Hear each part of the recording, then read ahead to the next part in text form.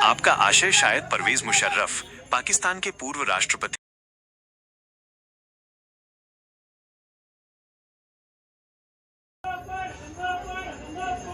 निश्चित रूप से मैं आपको अरब के एक खूबसूरत रेगिस्तान की कहानी सुनाता हूं। रेगिस्तान का सुनहरी सपना। बहुत समय पहले अरब के विशाल और सुनहरे रेगिस्तान में एक छोटा सा नखलिस्तान ओएसिस था, जिसका नाम था फिरदौस अर्थात स्वर्ग।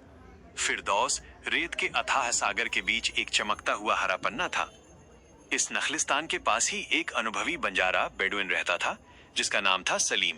सलीम की आंखें ऐसी थीं जो दिन के उजाले में तो रेत की गर्माहट को पहचानती थीं और रात के अंधेरे में आसमान के तारों से रास्ता पूछती थीं। उसका सबसे प्यारा साथी था एक ऊंट, जिसका नाम था जफरान केसर। जफरान की चाल हवा से बात करती थी। एक रात जब आसमान बिल्कुल काला और तारों से भरा हुआ था, सलीम ने एक अजीब सपना देखा। सपने में एक बुजुर्ग शेख ने उसे आवाज दी और कहा, सलीम, फिरदौस से 7 दिन की यात्रा पर जहां 3 खड़ी चट्टानें एक दूसरे से मिलती हैं, वहां एक प्राचीन चश्मा झरना छिपा है। उसका पानी मीठा और ठंडा है, लेकिन वो रेत में खो गया है। उसे खोजो और तुम रेगिस्तान के सच्चे दोस्त कहलाओगे।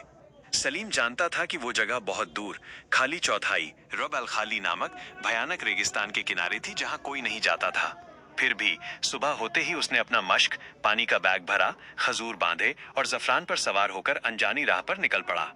7 दिन तक वो तपती धूप और ठंडी रातों में चलता रहा। रेत के टीले पहाड़ बन गए थे और हवा की सरसराहट फुसफुसाहट में बदल गई थी। जफरान भी थक गया था, लेकिन सलीम की हिम्मत टूटी नहीं।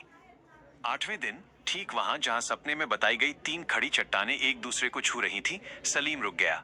वहां कोई झरना नहीं था, बस सूखी गर्म रेत थी। उसके मश्क में पानी खत्म हो चुका था।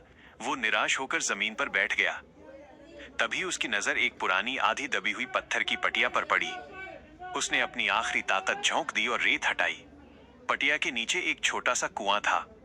कुएं के किनारे अरबी में कुछ लिखा था, जिसका अर्थ था, सच्चा खजाना वो नहीं जो तुम्हें मिलता है, बल्कि वो विश्वास है जो तुम्हें वहां तक लाता है। सलीम ने कुएं में रस्सी डाली। जब उसने रस्सी खींची तो साथ में एक मिट्टी का बर्तन आया, जिसमें पानी नहीं बल्कि सोने के सिक्के भरे थे। सलीम को लगा कि उसका सपना टूट गया। उसे प्यास थी और ये सिर्फ सोना था। लेकिन जैसे ही उसने सिक्कों को छुआ, उसे महसूस हुआ कि ये सिर्फ सिक्के नहीं हैं, ये रेगिस्तान के यात्रियों के लिए उसकी उम्मीद का प्रतीक थे। उसने सोने के सिक्के उठाए और फिरदौस लौट आया। उसने सोने का इस्तेमाल खुद पर नहीं बल्कि एक गहरे कुएं की खुदाई के लिए किया, ठीक